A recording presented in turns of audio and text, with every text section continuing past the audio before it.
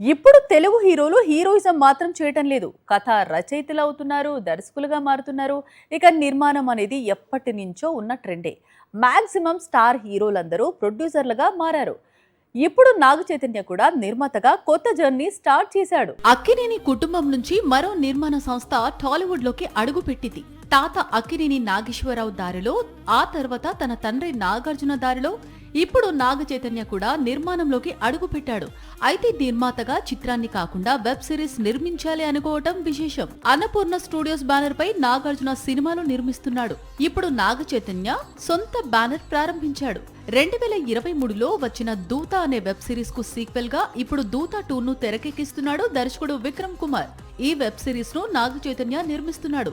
పూజా కార్యక్రమాలు జరగ్గా నాగార్జున క్లాప్ కొట్టి ప్రారంభించాడు. మొదటి సీజన్ జర్నలిజం నేపథ్యంలో సాగింది.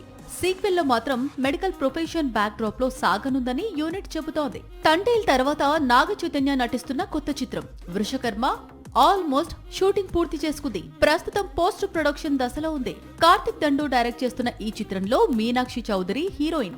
ఆగస్టు లేదా అక్టోబర్ లో రిలీజ్ కు ప్లాన్ చేస్తున్నాడు చై.